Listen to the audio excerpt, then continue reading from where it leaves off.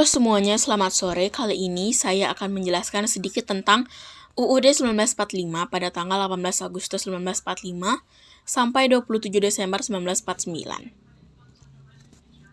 Sebelum itu, perkenalkan nama saya Jessica Treve Evelyn Limana, nomor absen 21, kelas 11 DKV 3.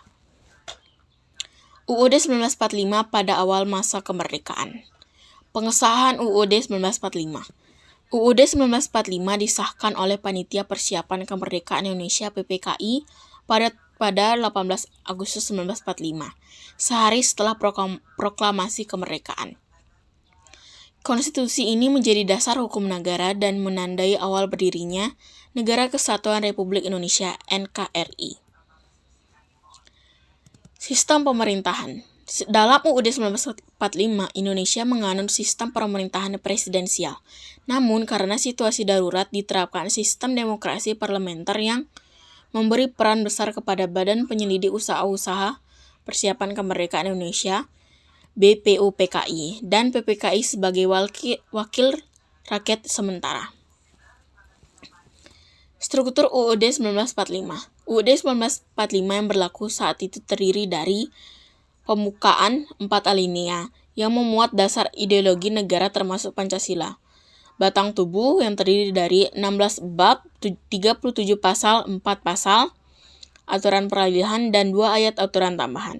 Aturan ini mencakup bentuk dan kedaulatan negara, hak dan kewajiban negara, pembagian kekuasaan eksekutif, legislatif, dan yudikatif, dasar-dasar ekonomi dan kesejahteraan sosial, penjelasan, dalam kurung penjabaran konsep-konsep yang ada dalam batang tubuh. Selanjutnya itu ada keadaan politik dan pemerintahan. Perjuangan melawan Belanda. Setelah proklamasi kemerdekaan, Indonesia menghadapi ancaman dari Belanda yang ingin kembali menguasai wilayah Indonesia. Dalam periode ini, UUD 1945 menjadi dasar hukum negara dalam mempertahankan kemerdekaan. Konsolidasi pemerintahan. Pemerintahan Soekarno dan Wakil Presiden Muhammad Hatta menjalankan pemerintahan sesuai dengan UUD 1945. Karena belum ada pemilu, Komite Nasional Indonesia Pusat (KNIP) bertindak sebagai lembaga legislatif sementara. Selanjutnya itu ada pergeseran kekuasaan. Pada awalnya, Presiden memegang kekuasaan eksekutif dan legislatif secara penuh.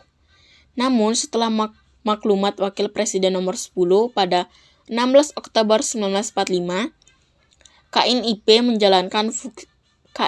mulai menjalankan fungsi legislatif, sementara Presiden hanya memegang fungsi eksekutif. Selanjutnya ada akhir pemberlakuan UUD 1945. Pada tanggal 27 Desember 1949, UUD 1945 tidak lagi menjadi konstitusi Indonesia, setelah Indonesia menjadi negara serikat melalui Konferensi Meja Bundar, KMB. Indonesia kemudian menggunakan Konstitusi Republik Indonesia Serikat, RIS, sebagai dasar hukum. Yang terakhir ada kesimpulan.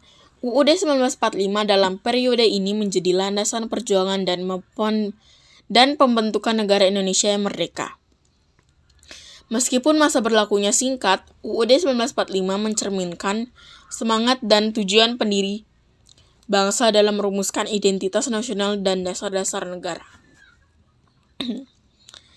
Sekian, terima kasih atas penjelasan sedikit saya tentang UUD 1945.